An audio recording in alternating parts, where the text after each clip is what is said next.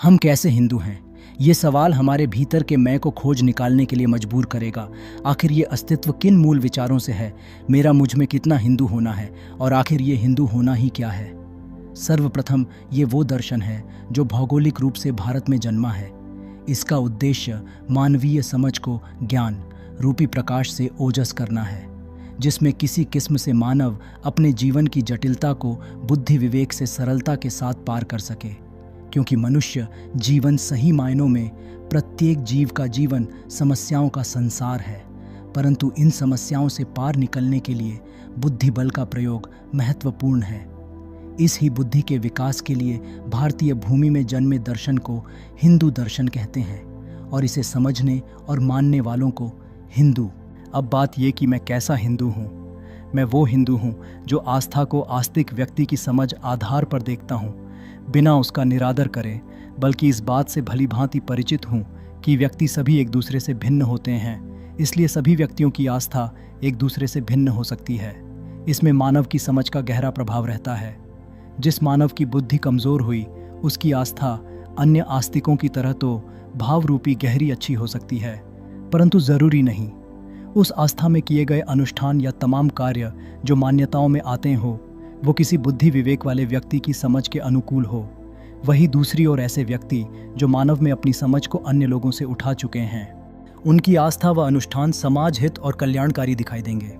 पहली बात पर हिंदू आस्था भाव रूपी रूप से जाना जा रहा है, जो सिर्फ आस्था के आधार पर अपने आप को हिंदू कह रहा है। पर दूसरे स्थान पर एक परिपक्व समझदार उस हिंदू के रूप में जाना जा रहा है जो आस्था होने के साथ अपनी बुद्धि का भी उपयोग कर रहा है और अनुष्ठान के रूप में ऐसे कार्य कर रहा है जो ईश्वर द्वारा बने हैं, और इस संसार में वो अपने कर्म अनुष्ठानों के द्वारा किसी न किसी तरह से सुकर्मी के रूप में गिना जा रहा है। इसमें मेरा भी एक अस्तित्व है जो प्रतिदिन जीवन को जानने समझने जिज्ञासा को तृप्त करने में निकलता है। हिंदू होने के नाते ध्यान से ज्ञान लेना, ज्ञान से कर्म करना और उस कर्म को भक्ति से ईश्वर को समर्पित कर देना मेरा हिंदू होने का परिचय है। अब इसमें विशेष रूप से किसी अनुष्ठान की आवश्यकता नहीं, पर हाँ, कर्म को करते वक्त इस ज्ञान की आवश्यकता है कि इसमें किसी किस्म की बेईमानी न हो पाए, क्योंकि ये कर्म मेरी भक्ति भी है जिसे मैं ईश्वर को प्रेम से अर्पित समर्पित करता हूँ। साहित्य के माध्यम से तमाम कहानियों और किरदारों को समाज तक लेखकों और ज्ञानियों द्वारा सिर्फ इस बात को समझाने के लिए लाया गया जिससे मानव इस जटिल जीवन को समझ सके, और एक बार जब मानव समझदार हो जाए तो फिर वे स्वयं अपना जीवन का सार निकाल ले। इसके लिए उसके स्वयं का व्यक्तिगत रूप से दर्शनात्मक जीवन जीने की स्वतंत्रता होना अनिवार्य है, और यही हमारा हिंदू होने का परिचय है। अगर कोई हिंदू किसी कहानी किरदार को आत्मसात करे, बिना किसी किस्म के अनुष्ठान में लिप्त हो जाता है, तो वो उसकी समझ से उसका लिया निर्णय है जिसके लिए वो स्वयं जिम्मेदार है।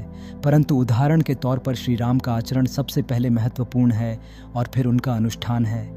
एक मर्तफा अनुष्ठान न भी हो तो भी चलेगा, पर राम का ध्यान और उनकी मर्यादा भक्त के भीतर होना ज़्यादा महत्वपूर्ण है।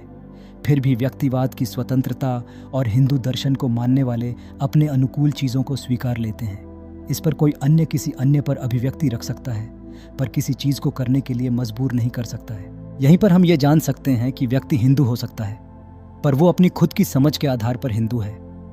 वो समझ चाहे अंधानुकरण के रूप में उसके जीवन में जुड़ गई हो या खुद की समझ बना करके, इसके लिए हम किसी को किसी भी तरह से दोष नहीं दे सकते कि उसकी मान्यता ऐसी क्यों है, ऐसी क्यों नहीं।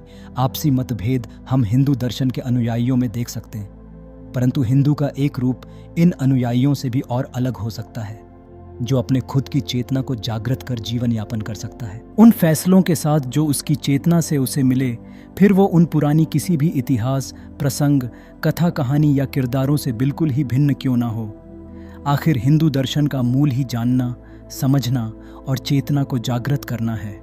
ये दर्शन कई नए संप्रदाय खड़े कर सकता है और बिना किसी सांप्रदाय में रहकर भी अपने आप में एक जीवन यात्रा बन सकता है, क्योंकि ये एक खोज है स्वयं की, जीवन के सार की, मानव होने की, मानवता को पहचानने की, कर्मों से सिद्धि पाने की। इस यात्रा में हिंदू सिर्फ एक जिज्ञासु है। ये वो नचिकेत है जो यम से भी सवाल कर सके। ये अवस्था आनंद की है, ये ही सतचितानंद है।